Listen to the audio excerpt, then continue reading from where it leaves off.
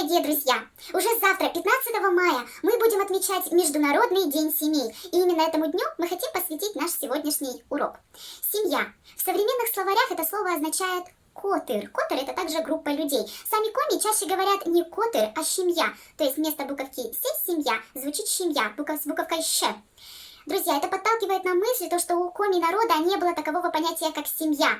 А было все шире. У них был род, родня, то есть родвуш. То есть для них семья — это не только папа, мама, брат, сестра. Это и бабушки, это и дедушки, и дяди, тети, брат, сват, кум и так далее, в общем. Давайте мы с вами пройдемся по терминам родства. Глава семейства кто?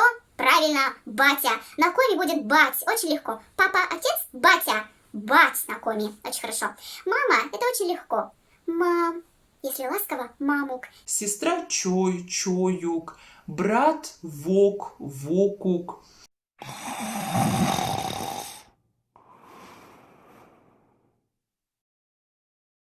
Дедушка со стороны папы — пэль. Бабушка со стороны папы — пэч. Пэль и пэч очень часто можно услышать в коми-сказках. А дедушка со стороны мамы будет уджид бать. Если дословно перевести, это будет старший папа. А бабушка со стороны мамы будет уджид мам. Также дословный перевод старшая мама. В Ижевском районе, где я родилась, есть такая детская потешка.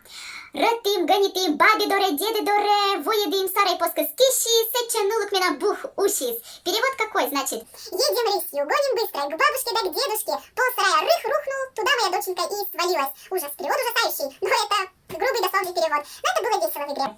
Заметили, здесь я сказала не пэль, пэч, а баби и деды. То есть у нас в Ижевском районе баби и деды, бабушка и дедушка. Нылук — это будет дочка, доченька, сын пи, пиук. Дядя — очень легко, дядь. Витя дядь, Женя дядь, Ваши дядь.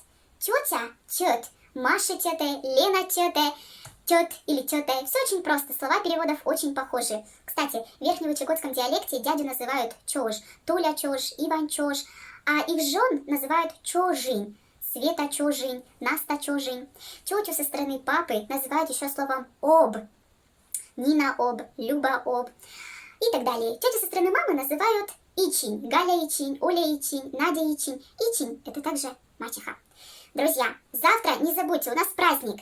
Родственники ваши, мне кажется, будут также приятно удивлены, если вы их поздравите на коми языке. Давайте вспомним наш 7-й урок. Я вам сделаю такой пример.